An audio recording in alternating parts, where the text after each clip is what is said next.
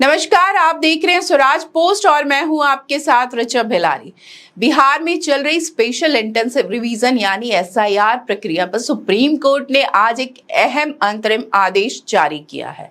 Supreme court ने कहा कि 1 सितंबर को दस्तावेज जमा करने की डेडलाइन समाप्त होने के बावजूद दावों और आपत्तियों को स्वीकार किया जाना जारी रखा जाए। सुप्रीम कोर्ट ने इस मामले को विश्वास का मुद्दा बताते हुए कहा कि राजनीतिक दलों को अधिक सक्रिय भूमिका निभानी चाहिए।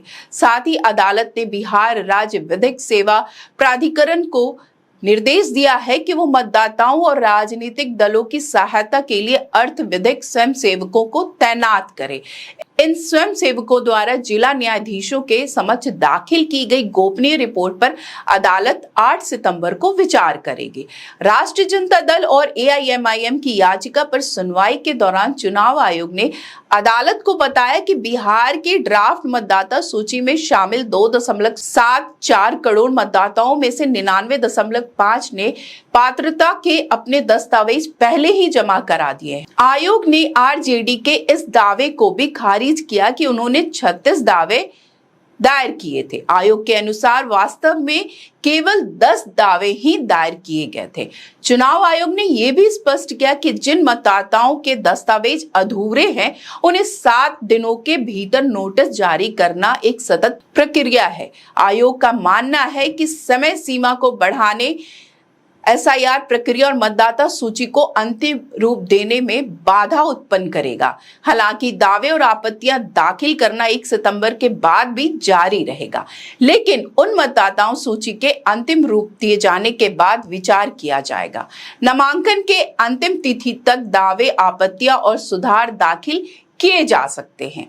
एक चौंकाने वाला तथ्य यह सामने आया है कि राजनीतिक दलों द्वारा दायर अधिकतर दावे और आपत्तियां मसौदा मतदाता सूची में नाम हटाने के लिए हैं, ना कि नाम जोड़ने के लिए। चुनाव आयोग की रिपोर्ट के अनुसार भारत की कम्युनिस्ट पार्टी एमएल और राष्ट्रीय जनता दल आरजेडी जैसे प्रमुख क्षेत्रीय दलों ने अब तक कुल 128 आवेदन दाखिल किए हैं। इनमें से सीपीआई एमएल और के 103 आवेदन सिर्फ नाम हटाने के लिए है, जबकि नाम जोड़ने के लिए केवल 15 आवेदन है।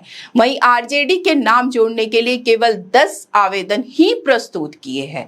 इससे पहले सुप्रीम कोर्ट ने चुनाव आयोग को उन 65 लाख मतदाताओं की सूची जारी करने का निर्देश दिया था जिन्हें ड्राफ्ट सूची में शामिल नहीं किया गया था। साथ ही ये भी बताने को कहा गया था कि उन्हें शामिल नहीं करने का आधार क्या है। अदालत ने यह भी कहा कि आयोग को एसआईआर प्रक्रिया के लिए आवश्यक दस्तावेजों में आधार कार्ड को भी शामिल करना चाहिए। यानी कि साफ है कि बिहार के मतदाता सूची को लेकर ना सिर्फ राजनीतिक हलचल जारी है, बल्कि सुप्रीम कोर्ट भी अब खुद इस प्रक्रिया पर पैनी नजर बनाए हुए है।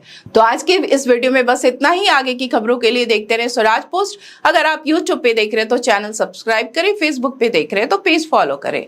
धन्यवाद।